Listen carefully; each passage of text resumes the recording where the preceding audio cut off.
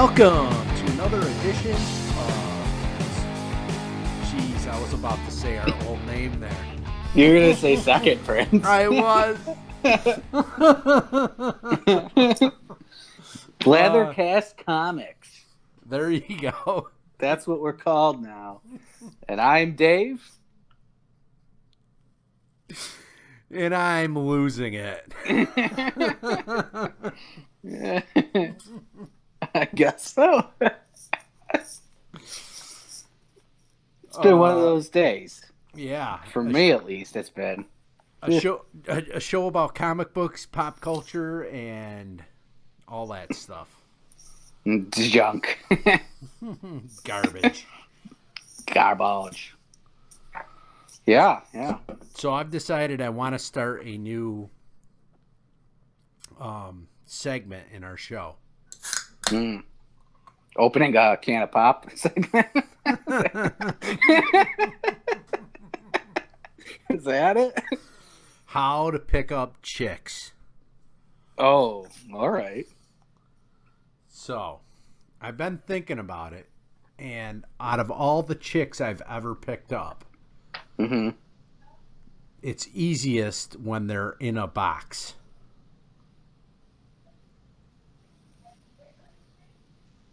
Because they don't have anywhere to run. What? Are you talking about chickens? Yes, and it's very, very important. This is a bad dad joke. Holy, what happened to you? You had a couple of kids, and now you're telling dad jokes? It happens. Man. Dang. Just keep the box away from the dog. That's all. Yeah. Oh, boy. All right, So, now that we've lost all of our watchers and listeners, what did you want to talk about this week? The only people that laugh are us. Anyway, so it's like, you know how like our first episode we were talking about the fresh start, how excited I was? Well, I'm not so excited anymore. They just announced that Dan Slott and Sarah Pichelli are going to be taking over Fantastic Four in June or July or August. I don't know, one of those months. But anyway, like Sarah Pichelli, fantastic artist, love her work. Love the Fantastic Four, but Dan Slott. No one's doing the Fantastic Four now, right? Well, Chip Zdarsky is writing the book called Marvel 2-in-1, which is Thing and Human Torch, like building towards getting the Fantastic Four back together, and it's really good. It's a really good story. It doesn't have any of the stupid identity politics or anything like that you see from other books. There's some lame jokes, but whatever. Like it's not that bad, and you're gonna have some joking around between Thing and Human Torch, and it's fine. Like there's some funny moments too, But it's got a lot of heart. The book has a lot of heart. You could tell. Like the characters care about each other. So I dig the story, and I wish he would actually take over the Fantastic Four. But they announced Dan Slott, who has basically taken Amazing Spider-Man, their flagship character, who was easily selling 90,000 copies of the book, and he's well under about 40.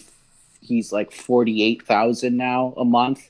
The only time that gets bumped up is like constant gimmicks or lenticular covers or 9 million variants.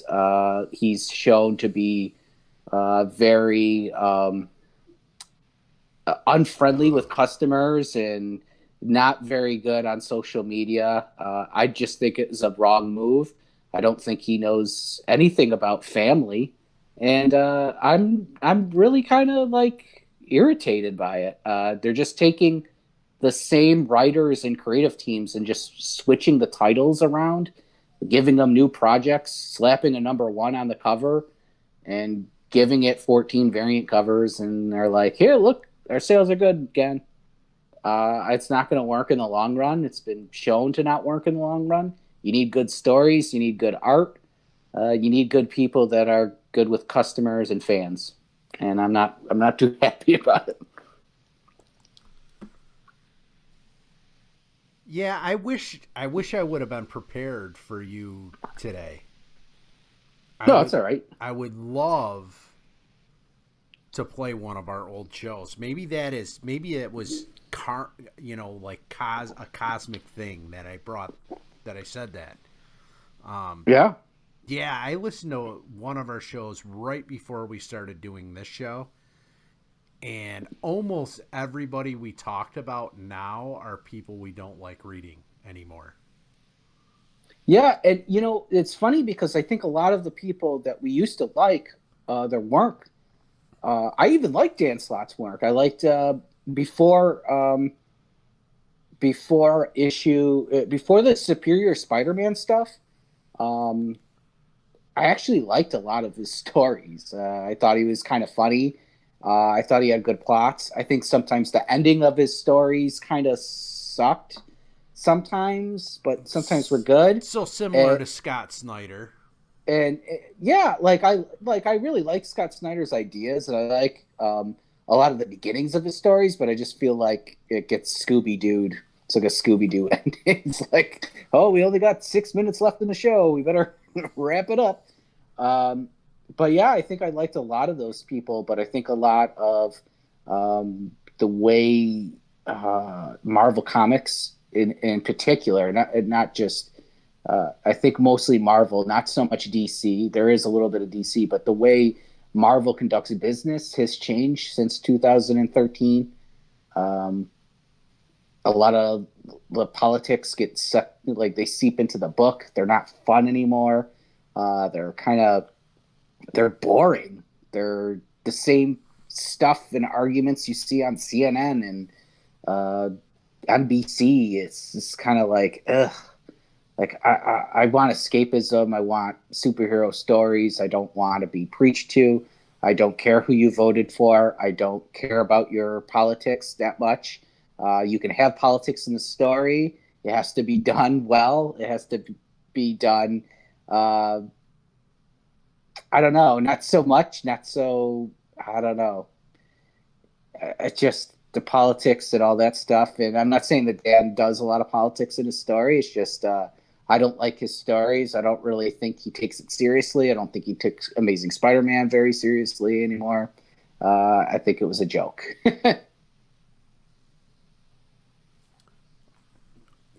Perfect. Perfect. Yeah, I was. That's kind of how. And I don't know if you listened to my review of Godhead or not. No, I haven't yet. So I went into the reason why I quit reading DC in the first place, which had nothing to do with the product itself. Mm-hmm. And then I was like, I really wish I wouldn't have stopped reading it because I missed this book. Yeah. And no, instead I was reading Marvel stuff and I got really sick of it. And it's like, man, maybe I wouldn't have dropped comics altogether if I would have kept reading DC. Yeah, I mean, DC isn't a perfect company, but no publisher is, no company is. There's going to be things that you don't like. But a lot of the stuff that maybe I don't like at DC, I could see and appreciate why someone would like it. There's definitely some titles that are like, wow, why are they doing this? This is really goofy. And you take a look at the sales and you're like, wow, why are they doing this? The sales are terrible. But Marvel, it seems like there's an overwhelming percentage of comic books that are just really not taken seriously. The art isn't very good on a lot of their books. There's no detail. There's no backgrounds in a lot of their comics. And I like Marvel. I grew up loving Marvel. I like X-Men and all those characters, Spider-Man and Fantastic Four. But yeah, I don't think they take... It's like the writers don't do the research. They don't read into the continuity. They don't understand the characters. I was reading a Moon Knight issue last night, and I was like, this isn't Moon Knight. Been a fan of him since I was like 12. Read almost every comic that he's ever been in. I've collected almost every in the book that I'm reading now. This isn't the character. I mean, I don't know who you're supposed to be, but I get that the guy has multiple personalities, but What I don't know. what books are you missing for Moon Knight? A couple Hulk magazines, um, and like a few oddball appearances here and there, like just random issues that he shows up and he's like in one panel with no dialogue. He's standing there. So He's like the master of those appearances. are they on your list? Like, are those books that you look for when you go to a convention? Yeah, yeah, I will. Are there any good conventions coming around this year, you think? Are you going to go to any? No, I really haven't been paying attention, to be honest with you. Yeah, me neither. Honestly, I haven't. I really I've been think busy, like super busy with everything. I don't know if I'll go to a convention. Uh, I don't know. I think I'm definitely going to shoot for Heroes Con again next year. Yeah, Not this year, but next year. I'm going to try. it's tough because yeah, it's tough. It's tough. Busy work. All right. Well, I'm in Terrytown today Where's that? for work. It's near. It's about an hour away from New York. Proper New York, I guess. New York City? Yeah. Yeah. Uh Aren't you from New York City? no. Oh, I'm because when we travel anywhere else and we say, "Hey, I'm from New York," they go, "Oh, New York City." Everybody thinks you're from New York City. Yeah. You're like, "Hey, where are you from?" York, like city? No, the state. Nope, I lived in a valley with a lot of horses were across the street from where I grew up. They had horses, the neighbors. And then on the other side was corn. And then the other side was a guy who had a bunch of those big black dogs that look like bears. I don't know what they're called, but they're enormous, big, like super furry. Like bull mastiffs and stuff. No, way bigger. Bigger. Like big dogs. They're like Saint 4 feet Bernards. tall. No. They're black, man. Oh. Really furry. They look Oh. like bears, seriously. They're huge. I can't remember. He had like 6 of them, though. What? Yeah, it was out of control. It must have cost him a fortune to feed those dogs. He had to get a second job. I bet. Yeah, he had 6 of them. They were popular in the neighborhood. Oh Then my was, God, that's what he was doing. He was going around killing the neighborhood kids and feeding them to the dogs. There's a story right there. That's a perfect story. Hounds of hell. Yep, and you know how he gets caught? No. So one of the dogs escapes, like, and gets over the fence, and he's running down the road. And he hides, amazingly, in somebody's garage, and he doesn't get noticed because they're out of town. The dog can't figure out how to get back out. Like, he gets through this, like, half-broken door, and it pushes in. Yeah, then he can't get But out. he can't Yeah. get out because when it pushes out, that's the way so he can't get out of the garage. And the people come home, and here's the dog sitting on the garage, and he's barking and barking and barking, and there's a big pile of shit in the middle of the garage floor with human bones in it.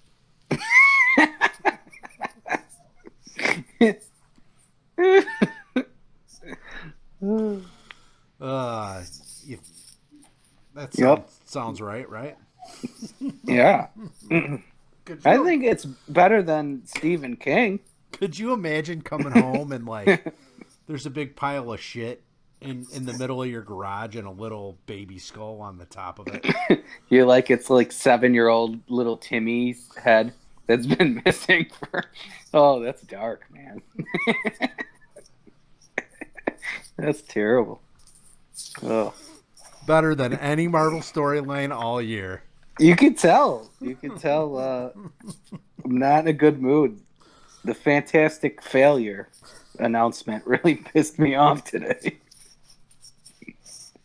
Well, we blew our goal of not doing any bad reviews. And you didn't even review. You were just bitching about something. I think you should give it a shot. Maybe it'll be the best Fantastic Four in years.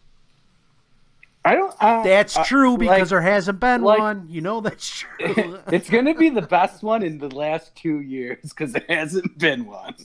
And like, all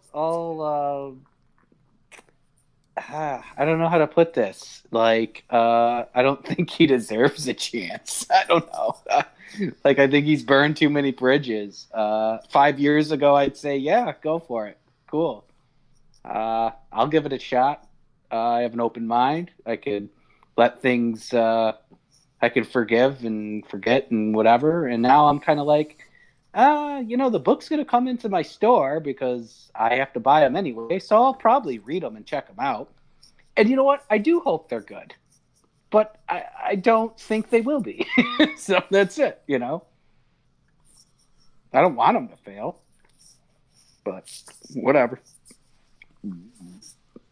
I do. I want everyone to fail. Well, that's good. Oh. Yeah, so I watched that new Rosanne show. Oh yeah, that was last night. Huh? I didn't watch it. It was Rosanne. Yeah. Her grandson is a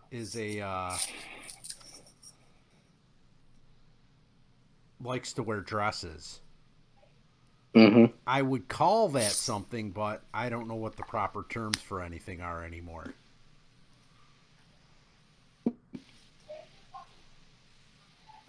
Anyways, that's it. That's all I have to say about it. That's a fantastic review.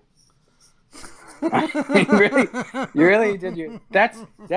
Dude, I could have said that. Like, I didn't watch the show, but I saw like all the news clips last night talking about it or whatever, and like, Fox News was like, "Hey, she's a Trump supporter," and they're all like happy about it.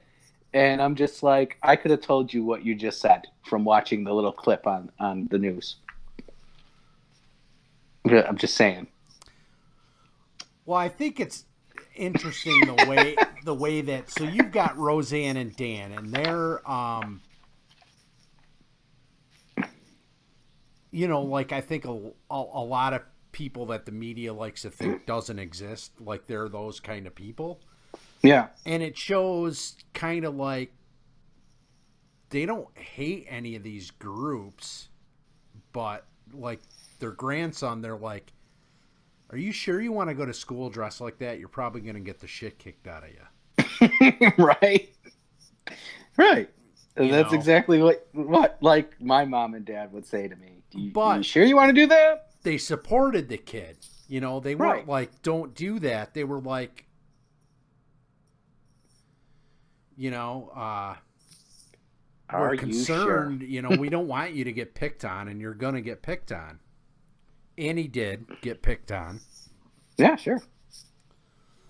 And they kind of just wave it off. Like, that part I don't know. It's like, well, it's a sitcom, like, I know. This isn't like, yeah. But whatever. It doesn't matter. It's show. I like her. I like Roseanne. Oh, I do too. And I actually like. She was on. She was on Jimmy Kimmel like not too long ago promoting the show, and she like totally, she totally like told him off, and it was fantastic because that guy's kind of a douche. Yeah. I don't like his whole holier than thou type attitude, and he goes around and talks about all these scumbag men, and it's like, yeah, it's not like he was on a show called The Man Show and promoted girls on trampolines and walked around and told girls to grab his crotch and see what he was hiding in his pants.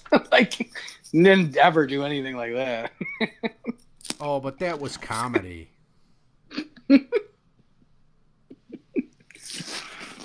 That was just all in fun, Dave. Sure. I get people change. It was a long time ago when he did that show, but yeah, don't preach to me, dude.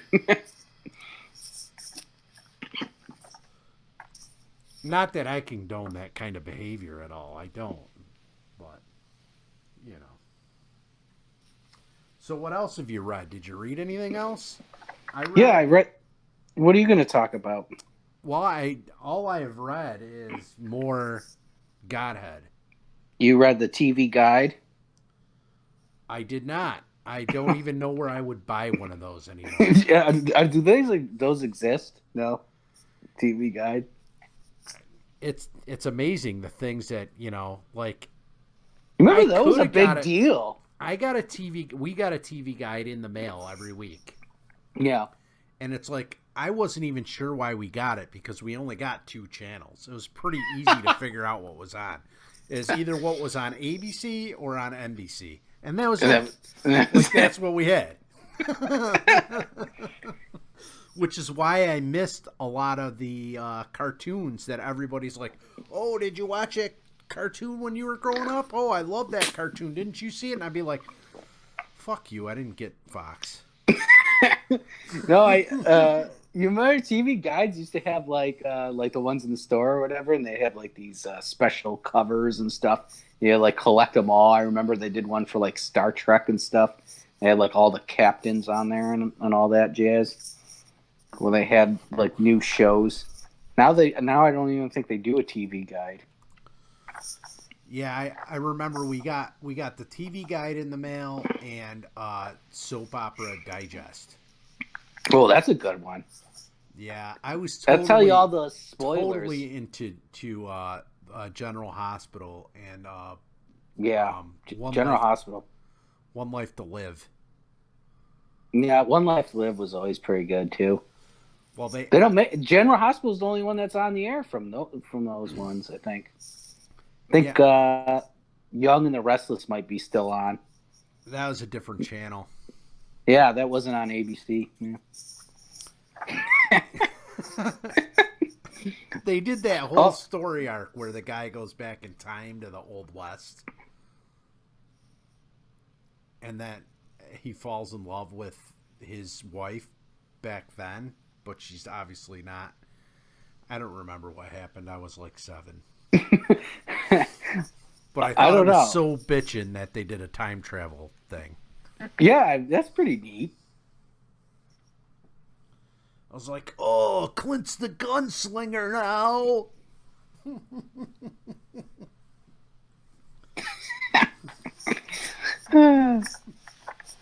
Fantastic. Yeah, so I read the next 6 issues of The Godhead. Oh, cool. And I am continuing to like it. I'm not sure where the story's going to go. I hope I'm not disappointed at the end. But I liked that story, and I had a different ending in mind that I thought would have been better. I was okay with the ending, but I thought my ending would be better. So when you finish it, I'll say.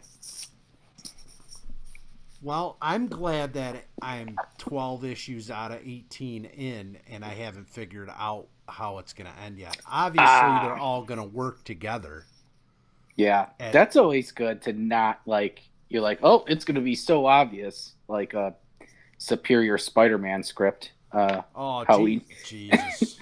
You were mad. You were mad. I was so mad because I think it was like the second issue, and I was like, this is how this whole thing's going to wrap up. And it was almost verbatim the way I said it was going to happen. Yeah, remember? I was like, ah. It was worse than what you said. It's crazy. It was pretty close. It was the same It was like pretty close, but a little worse. Like a little, even Right. not as Right. My shitty ending was not as better than his shitty creative. ending. Yeah. Yeah, yeah. It wasn't as creative as yours. Crazy.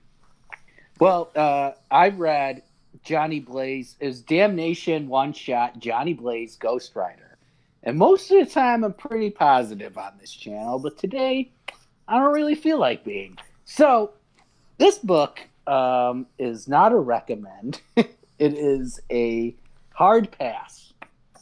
So if you see this, this doesn't really add anything to Damnation. Didn't need to be told, and the story told isn't very good.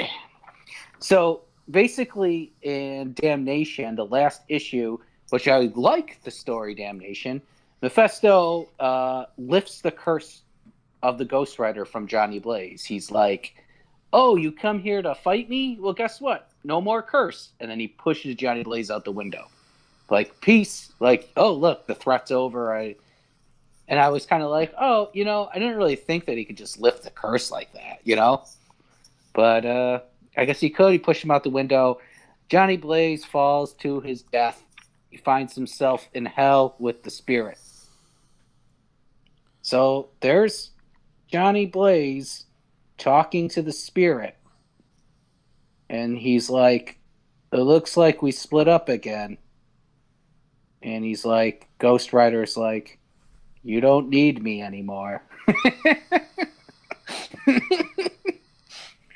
And then all these people in hell, which looks like Mad Max Fury Road, by the way, hell. So it's pretty original. Johnny Blaze is like, oh, look at all these demons. They're going to come fight us for whatever reason because it's hell. We got to, team up. So they're teaming up. So the one cool part of it is like, okay, in hell everyone suffers, and you have to hurt someone or someone's going to hurt you. You can't die in hell, obviously, but you can feel all the pain. So that was kind of an interesting part. Go ahead. Do you have something to say? Yeah. Well, I was just gonna say, so it looks like Road Warrior. It looks like Fury Road. They're literally like. There's literally trucks and cars all literally right out of the movie. So you're not a Mad Max fan? Actually, never seen any of those movies. Just seen bits and pieces of it. I don't think I've ever seen a whole movie. Well, Fury Road is the most derivative of the Road Warrior, which is the second Mad Max movie. I just, I felt the need to correct you. Why would you be correcting me, though? It's not. You're right. No, those two movies are very similar. There's like the one with what's his name? Bane in it, Tom Hardy. There's literally a chase scene that is exactly out of the clips from the movie. Wow. They're like the cars are done exactly the way it is. So that chase scene, if you watched Road Warrior, you'd know what I'm talking about. The plot and everything was almost exactly the same as Fury Road. Oh, really?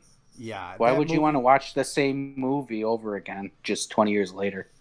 Because all those people who watch Fury Road, like yourself, probably never even watched Road Warrior and aren't going to be pissed off about it. Oh.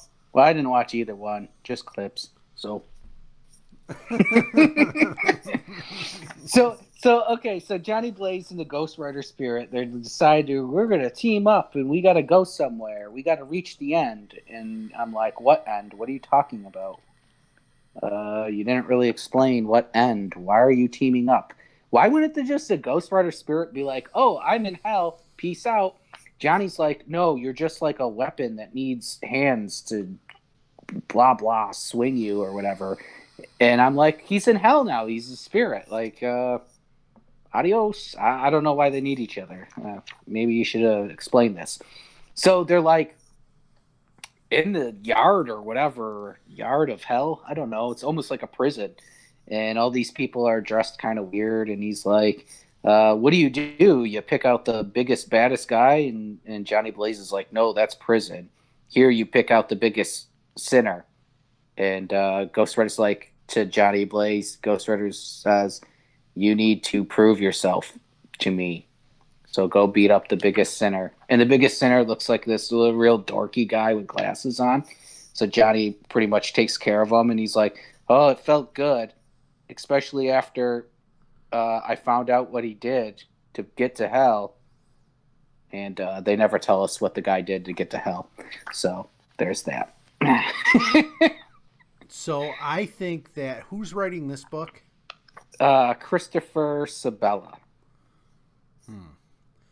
I wonder if they need each other so bad because they are codependent lovers. Probably. And that this whole story arc is just a way of bringing Johnny Blaze out of the closet. If you're a spirit. I mean, they've been inside each other, right? Anyway, all right, back to the story, because I know I've been talking about this for 45 minutes, but there's still more. No, you've only been talking about this for like 5. It feels like 45 though, doesn't it? No, we were talking about much less interesting stuff. So he goes like Johnny. So he kicks this guy's ass that we don't even know what the sins were, and the spirit of Ghost Rider eats his soul in hell. I don't really know what it does. Then Johnny Blaze climbs over this wall, and he's like, hey, who wants to take over this dump? And there's a bunch of dudes standing around and sitting around, and it looks like a little bit of a club. They're just relaxing here in hell. And there's this like big elephant guy sitting there because, oh my God, random elephant. So there's an elephant guy in hell. So he like strikes a deal, and he's like, hey man, do you guys want to like help me take over hell and take over the throne? Because Mephisto's in Vegas right now. And they're like, not really. You could do it. And you could do it yourself if you want.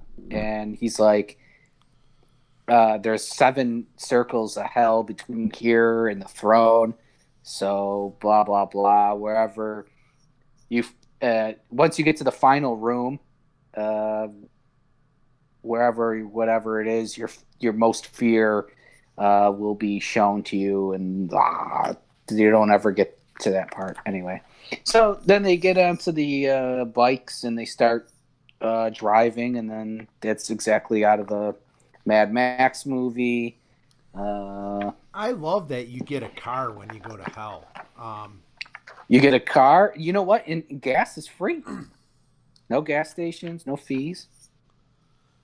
That seems convenient. There's even a lounge. They're drinking wine, and there's a freaking big elephant guy here. So now hell's not that bad. I've ridden an elephant. It was expensive. So there's free elephant rides and motorcycles and beer. They got motorcycles. They got wine. They got beer.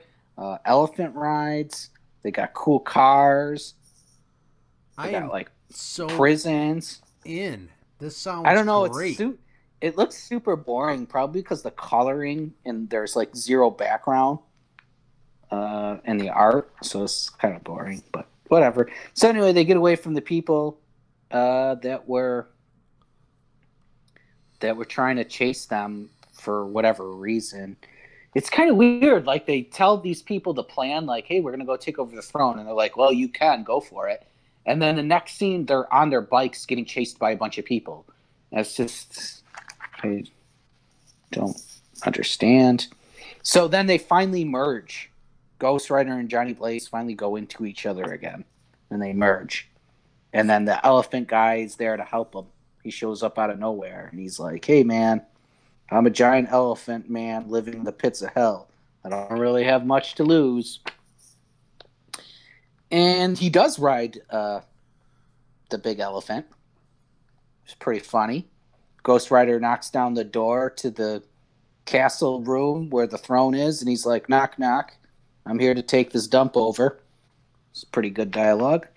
And then he finally gets to the room where the throne is. There's nobody there. There's no guards. He walks up to the seat, and sits down. I'm sorry. Is this dialogue verbatim? Yes. Okay. Yeah, there really hasn't been any jokes from me. And so he walks into the throne room. There's no one there. He sees the throne. He goes and he sits down. And boom, leader of hell. That's all he had to do. Sit down on the throne. This sounds just like A Wrinkle in Time. This is the best. This is the best story of all time, I swear.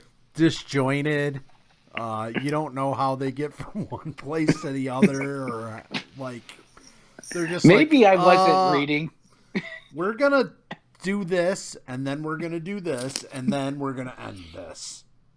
Maybe I was getting. I read it last night. I was getting really, really, really bored.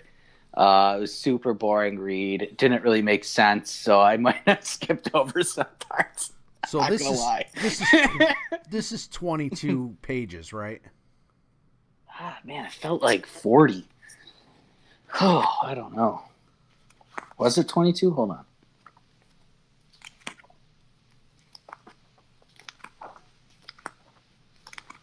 I just know that when I sat down and read Godhead last night, I had trouble reading only 6 issues.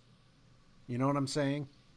Oh, man, when you get like a good story and you like get into it, it's hard to be like, okay, I got to go to bed or whatever, you know? Or like, oh, I got to make dinner for the kids. And what's really phenomenal, I think, about the Godhead story is every issue, and the story flows well, but every issue is a different writer. Yeah, I think for the most part, there's like a different writer for every book that was part of it. Yeah, I mean, it wasn't, there was only 6 writers or whatever, but you got basically each writer writing one part of the story, you know, one issue for the 3 acts. Yeah, that's a pretty good job by the editors then, I think. Yeah, I would say. Yeah, I mean, there were a couple things where it was like you could definitely tell this issue was not written, you know what I mean? But it wasn't like, oh man. I think they did a good job tying it all together, and it was very cohesive. Mm-hmm. Like glue on stuff that glue sticks together. Yeah, man, you got dad jokes, dude. You used to have so much edge, man. What happened? Oh, God. I used to have dick jokes, and now they're just dad jokes. Yeah, exactly. Yep. I tried to go somewhere with Spirit and Ghostrider loving each other, and I guess that's how the book ends, right? They're together. They love each other. They're ruling hell from sitting on the throne, and he's got an army of hell people, and to be continued in damnation. He's got like a little bit of like a crown on his. He's like, I wish you could see this. He's got like a little bit of a crown on his head now that he sat on the throne, and it's of fire. Well, I think that's our cue. Could be. Yeah. Could be. All right. It has been a fantastic conversation, sort of.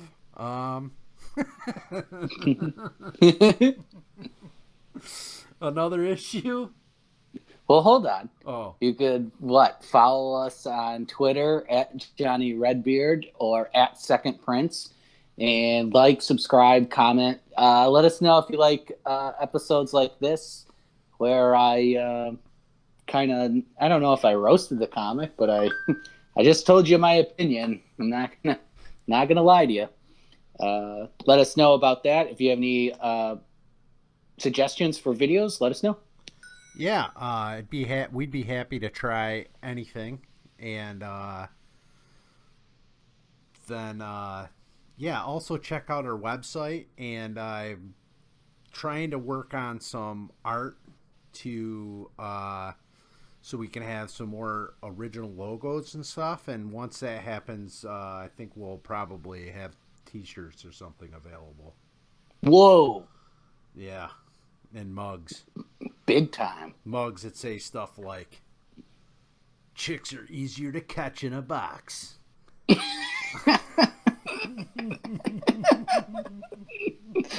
That would be the bestseller. Yeah, probably. And I'll have a box with little chicks in it, and it'll be great.